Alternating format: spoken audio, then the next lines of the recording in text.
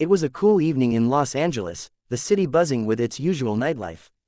The restaurant, one of Vin's business ventures, was known for its warm atmosphere, delicious food, and classy but welcoming service. Guests came not just for the food but also for the experience. Few of them even realized that the man behind it all was the same global superstar who had raced cars on screens and fought villains with unmatched charisma.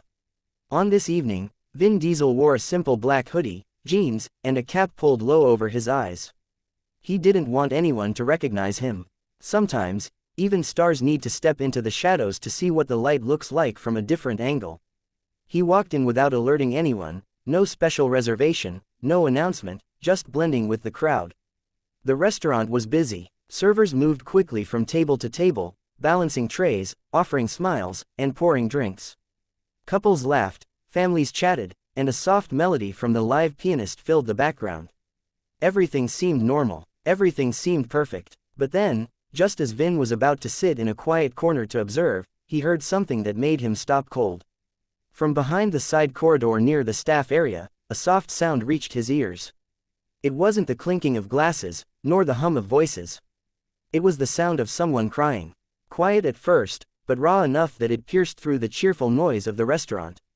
Vin froze. His instincts, sharpened both on screen and in real life, pulled him toward the sound. He hesitated for a moment, wondering if it was his place to intrude. But then the sobs grew louder, and his heart told him he couldn't just ignore it. He slowly walked toward the staff corridor, careful not to draw attention. There, just behind the wall near the kitchen entrance, he saw a young server crouched on the floor. Her uniform was neatly pressed, but her face was buried in her hands.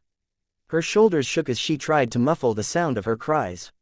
A tray rested on the ground beside her, as if she had put it down quickly when emotions became too heavy.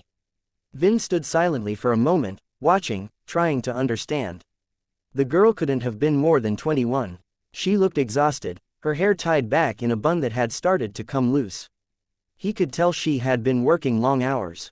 He approached gently, not wanting to startle her. "Hey," he said softly, his deep voice carrying a calmness that made her flinch at first. She quickly wiped her tears and tried to stand, embarrassed. "I'm sorry, sir," she stammered, not even recognizing who she was speaking to. "I'll be back to work in a moment." Vin shook his head. No, take your time. Are you okay?" The girl swallowed hard, her eyes red. "Yes, no, I don't want to cause trouble. It's been a hard day." Vin crouched slightly, so he was at her eye level. "You're not causing trouble. Everyone has hard days. What happened?" She hesitated, glancing around as if afraid her manager would appear and scold her. But something about Vin's presence, the sincerity in his tone, made her speak. "My mom, she's in the hospital," she whispered. "I'm trying to save enough money for her treatments. But no matter how much I work, it feels like it's never enough. I was supposed to be there with her today, but we're short-staffed, and I couldn't leave. And then a customer yelled at me for being too slow, and her voice cracked, and fresh tears spilled down her cheeks." Vin felt a tightness in his chest. He had come to check on his restaurant, maybe to see how things were running without anyone knowing. But instead, he had stumbled upon something far deeper.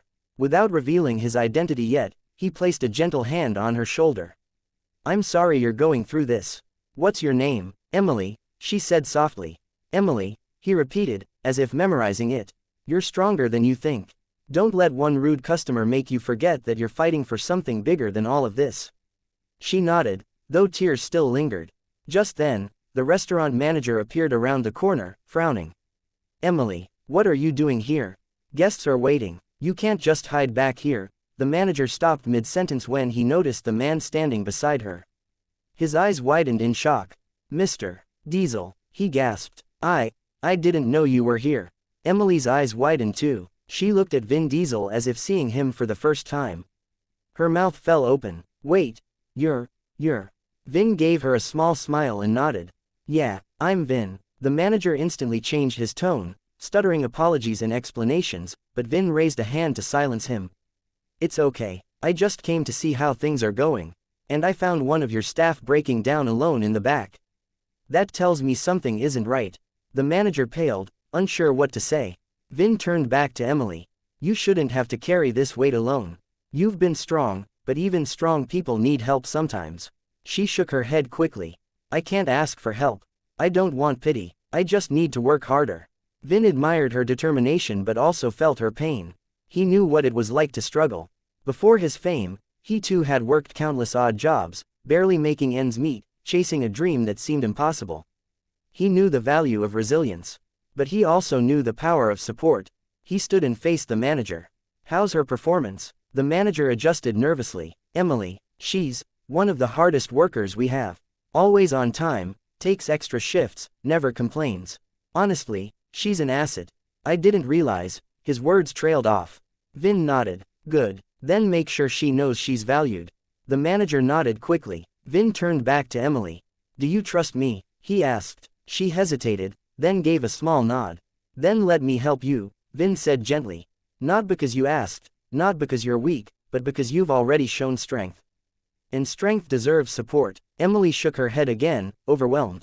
I don't understand. Vin smiled. You will. That night, Vin stayed at the restaurant longer than he had planned. He ordered a simple meal and watched Emily slowly return to her shift, though her eyes kept glancing back at him in disbelief. He encouraged her with small smiles every time their eyes met. But what happened after that night changed everything for her. The next morning, Emily received a phone call from the hospital. Her mother's treatments, which had been delayed due to unpaid bills, were suddenly cleared. A donor had stepped in, covering the costs entirely. When Emily asked who, the hospital staff only said, a benefactor who wishes to remain anonymous. Emily knew. Deep in her heart, she knew who it was. When she returned to work the next day, the manager gathered the staff together. Mr. Diesel has made some decisions, he announced. From today, all employees will have access to better healthcare coverage. He believes no one working here should have to suffer alone. The staff broke into applause, shocked and grateful. Emily's eyes filled with tears again, but this time they were tears of hope. Later, when she saw Vin again, she tried to thank him, but he only shook his head. Don't thank me, just promise me you'll keep going. For your mom, for yourself. That's all I need. She hugged him, breaking every rule of professional boundaries, but Vin didn't mind. He hugged her back, knowing this moment mattered more than appearances. That night, as Vin walked out of his restaurant, he looked back once more at the place filled with life, laughter, and hardworking people like Emily. He realized that success wasn't just about running a business or starring in movies. It was about the lives you touched along the way, and sometimes, the most important moments happened not under the spotlight, but in the quiet corners, where someone's tears could remind you of what really mattered. The story of Vin Diesel secretly walking into his own restaurant and stopping cold when he heard a server crying spread quietly among the staff. They never shared it as a publicity stunt. It wasn't about headlines. It was about humanity. And for Emily, it was a reminder that even in her darkest moment, light could walk in wearing a hoodie and a cap, offering not pity, but compassion. So remember this, kindness doesn't always roar. Sometimes, it whispers in the quiet corners, changes a life, and disappears without asking for recognition. And that's the kind of kindness the world needs more of. Because heroes don't only exist on screens. Sometimes, they walk among us, unannounced, in the most unexpected places.